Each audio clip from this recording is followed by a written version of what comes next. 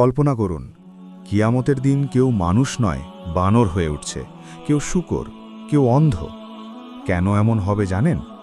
নবী করিম সাল্লাল্লাহু আলাইহি ওয়াসাল্লাম বলেছেন, আমার উম্মতের কিছু মানুষ 10 ধরনের ভয়ঙ্কর রূপে হাসরের মাঠে উঠবে। আজ জানব সেই 10 ধরনের মানুষের কথা।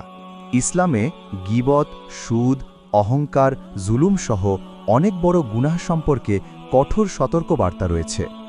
এক বর্ণনা এসেছে, নবী করিম সাল্লাল্লাহু আলাইহি ওয়াসাল্লাম বলেছেন, আমার উম্মতের কিছু মানুষ কিয়ামতের দিন ভিন্ন ভিন্ন ভয়ঙ্কর রূপে উপস্থিত হবে। 1. বানরের রূপে উঠবে, যারা দুনিয়ায় চগলখড়ি ও মানুষের মধ্যে ঝগড়া লাগাত। 2.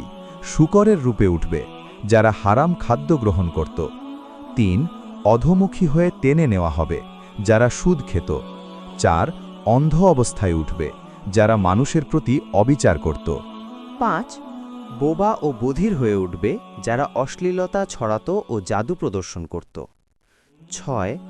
জিহ্বা বুকের ওপর ঝুলবে সেই সব আলেম ও বক্তাদের যাদের কথা ও কাজের মিল ছিল না। 7.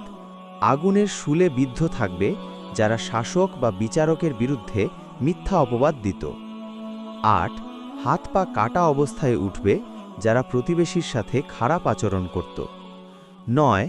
পচা মৃত প্রাণীর চেয়েও বেশি দুর্গন্ধযুক্ত হবে যারা জাকাত দিত না এবং কামনার মধ্যে ডুবে থাকত।